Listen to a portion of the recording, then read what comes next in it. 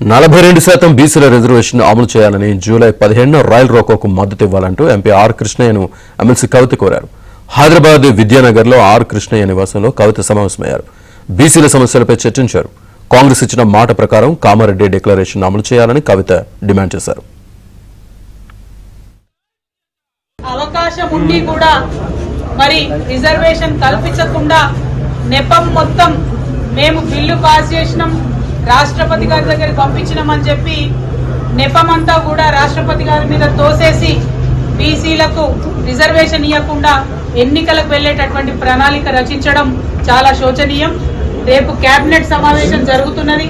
ఆ కేబినెట్ సమావేశంలో local body ఎన్నికలకు సంబంధించి మరి నోటిఫికేషన్ ఇస్తారని చెప్పి ప్రభుత్వం లీకులు ఇస్తున్నటువంటి సందర్భాన్ని చూస్తున్నాం.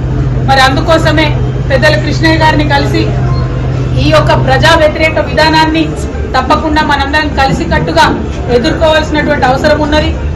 రాష్ట్ర కేంద్ర ప్రభుత్వాల మీద ఒత్తిడి పెంచాలంటే ప్రజా ఉద్యమాలే దానికి మార్గంగా కనిపిస్తున్నాయి.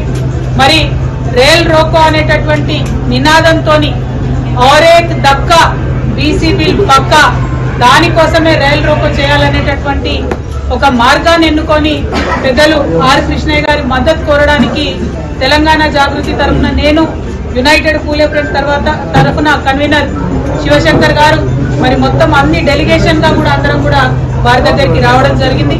మరి వారిని మేము రిక్వెస్ట్ చేస్తా ఉన్నాం, మీరు ఇన్ని సంవత్సరాలు ప్రజా ఉద్యమాలు నిర్మించడం వల్ల ఇప్పుడు ఏ పెద్ద నాయకుడిని చూసినా ఆర్ కృష్ణయ్య గారు ఉత్తరం ఇస్తేనే మేము హాస్టల్లో చేరి చదువుకున్నామని చెప్పేవాళ్ళు ఈ రాష్ట్రంలో, ఉమ్మడి రాష్ట్రాల్లో అనేక మంది నాయకులు ఉన్నారు. మరి అటువంటి నాయకులు ఉన్నటువంటి సందర్భంలో మీరు ఒక్క మాట చెప్పి ఈ ప్రజా ఉద్యమానికి మద్దతు ఇవ్వవలసిందిగా మిమ్మల్ని కోరడానికి ఇక్కడికి రావడం జరిగింది. బీసీలకు 42% రిజర్వేషన్లు ఇవ్వాలనే చిత్తశుద్ది కాంగ్రెస్ ప్రభుత్వానికి లేదని ఆర్ కృష్ణయ్య ఆరోపించారు. బీసీల కోసం పోరాటం చేసే వారికి తమ మద్దతు ఎప్పుడూ ఉంటుందని అన్నారు.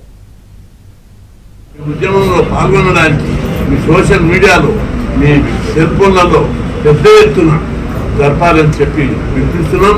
ప్రభుత్వానికి ఒకటే, మీరు 42% పోతే రాష్ట్రంలో యుద్ధమే జరుగుతుందని చెప్పి నేను హెచ్చరిస్తున్నాను. రిజర్వేషన్ల మీద పబ్లిక్ ను రాంగ్ రూట్ లో డైవర్ట్ చేయొద్దు. తప్పనిసరిగా 42% ఇప్పుడు వస్తాయి. వచ్చే వరకు కూడా వదిలేది లేదు. ఎందుకంటే ఓట్లలో గెలుస్తాం, గెలవకపోతే రాజ్యాంగాన్ని సాధిద్దాం. ఆల్రెడీ